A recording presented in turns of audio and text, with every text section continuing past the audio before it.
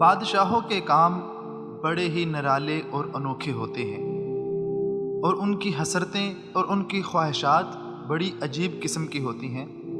تو یہ کہانی ہے ایک ایسے بادشاہ کی جس نے حکم دیا کہ میری ریاست کا سب سے بڑا بیوقوف تلاش کر کے میرے سامنے پیش کیا جائے، جبکہ خود بادشاہ اس ریاست کا سب سے بڑا بیوقوف تھا۔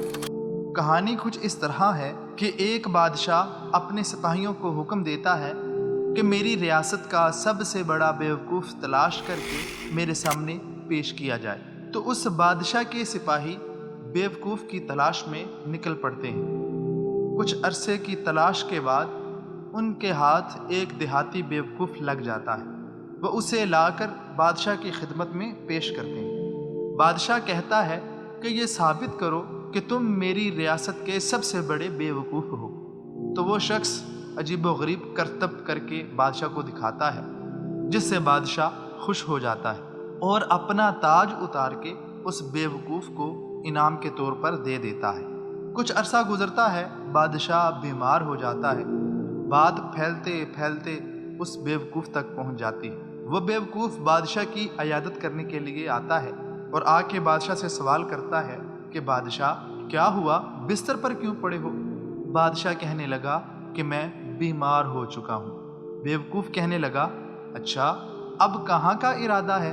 بادشاہ کہنے لگا بس میں یہ دنیا چھوڑ کر اگلے جہان جا رہا ہوں۔ تو بیوقوف کہنے لگا بادشاہ ایک بات تو بتاؤ کہ یہ جو اتنی بڑی ریاست ہے اور اتنا خوبصورت اور عالی شان اور بڑے بڑے کمروں والا جو محل ہے، یہ وہاں پر بھی تمہارے پاس ہوگا؟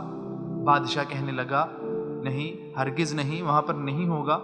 بیوقوف نے پھر سوال کیا کہ بادشاہ یہ جو تمہارے غلام اور تمہاری داسیاں ہیں، کیا یہ بھی وہاں پر تمہارے پاس ہوں گی؟ بادشاہ کہنے لگا نہیں، یہ بھی وہاں پر نہیں ہوں گی۔ بیوقوف پھر کہنے لگا بادشاہ یہ جو تمہارا مال و دولت ہے، عزت اور اتنی شہرت ہے، کیا یہ بھی وہاں پر تمہارے پاس ہوگی؟ بادشاہ کہنے لگا نہیں، ہرگز نہیں، یہ بھی وہاں پر میرے پاس نہیں ہوگا۔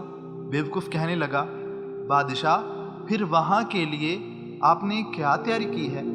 بادشاہ کہنے لگا میں نے وہاں کے لیے کچھ بھی تیار نہیں کیا۔